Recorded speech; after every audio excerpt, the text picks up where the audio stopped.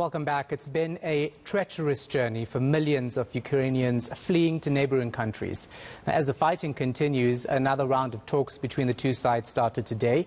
At least 35 people were killed when a Russian airstrike hit a Ukrainian facility near the Polish border. It's estimated the war could result in at least 4 million refugees. Our senior reporter Siphamandla Goge gives us an update from the Polish city of eNCA.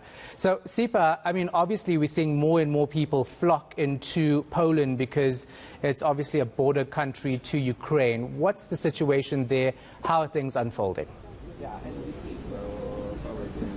The situation is very dire. Thousands of people continue to flock into Poland, and they are coming in their numbers. Basically, they are fleeing what is happening back home, and they are coming here desperate, worried, and some of them are really hurt, angry, and they have told us that they are not even sure whether they will be able to go back home. It's a humanitarian crisis that is underway here. Polish authorities have told the media that more than 500,000 people have crossed into Poland, and they continue to cross to Poland. I'm not sure whether we'll be able to see another group arriving now, but they arrive in intervals and in groups. They are still a bit far away from us, but we will see more of them as they get closer to us. And since the morning, we've been here since the morning. Actually, we arrived yesterday.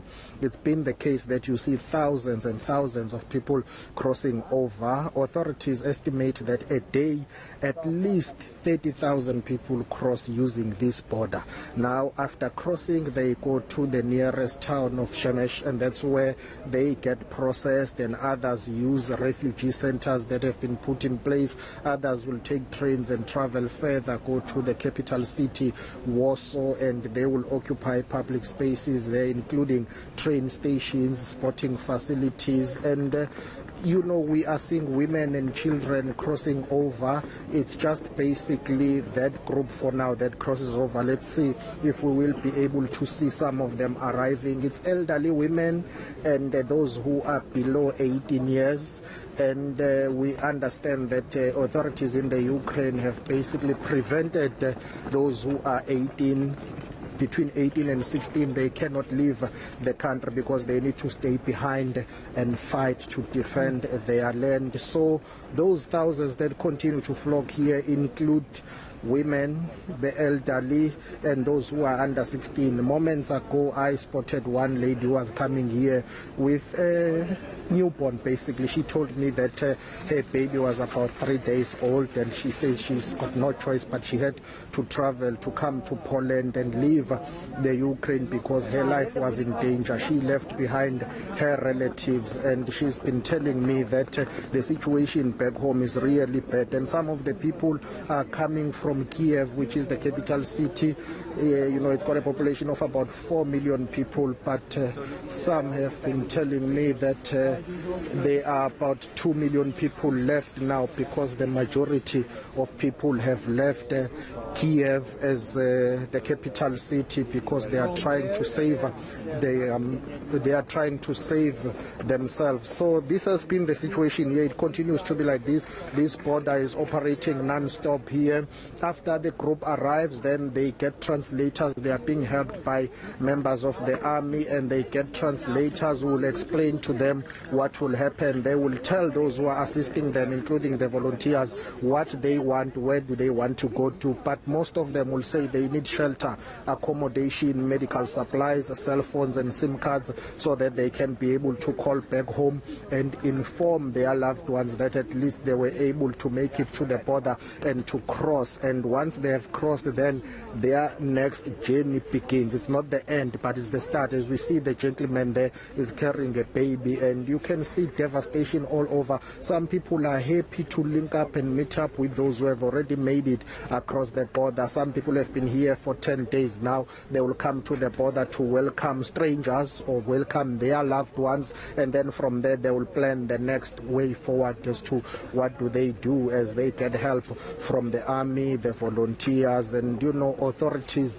are here to help them out. This is a situation, but Polish authorities have called for more help because they say they are struggling with the influx. They are unable to cope. They are running out of public spaces to accommodate city. Thousands of people who continue to flock here. They are calling on other neighbouring countries to open up their borders and citizens of those countries to basically just accept more and more refugees. Let's just take a listen to what is happening here. I hear one gentleman was translating for the old lady there, but for now perhaps let's just take a listen to what one lady told me earlier on about her journey from the Ukraine to Poland and how difficult that journey was. Let's take a listen. I'm from Kiev, and we with my dog and my mother maybe we from Kiev 24 hours maybe, because we to train, come to train, and from Lviv and to bus, and here we are. Okay. How do you feel? Are you angry? Are you sad? How are your emotions right now? Not angry. I'm sad. It's terrible to not angry. We are all people sad. Such a horrible situation. I just saw somebody carrying a child as well, walking in there a short while ago. So as you see more and more people flock into Poland, the question is, how many more volunteers do you need to come through to help? What's the situation in that regard?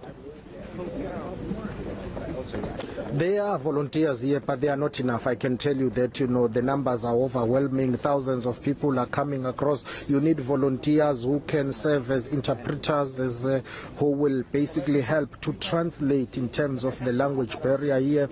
But also you need people who are volunteers from other countries, because not everyone who crosses the border is from the Ukraine. There are other nationalities that, are not Ukrainian citizens, but they have been able to find themselves in Ukraine, but now they have to flee as the war rages on. You need people with medical expertise and skills here. You need doctors basically, and also you need people who will be able to take those that have just arrived, channel them to the buses and trains and ensure that they are safe. So there are thousands of volunteers that are needed. Remember, you are not only dealing with people here, but also once they leave the border post, they go to the nearest town and they need to go to public places. So you need people to come to the border as volunteers, but also you need people to go to various refugee centers to assist people there. So there are growing calls for more and more volunteers to come out and help, because the numbers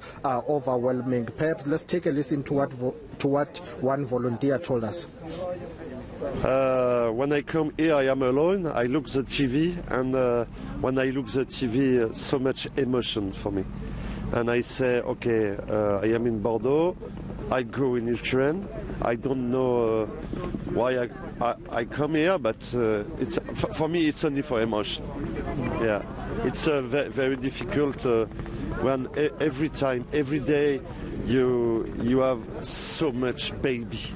For one person, every time you are 2-3 children, with every woman with a big bag and 2 children with baby. Yesterday I have a grandmother, 83 years. And she has with a baby. The baby has 5 months, and I say, where is your daughter? And she says she's dead. So from where you are right now, is there medical help available for refugees entering Poland?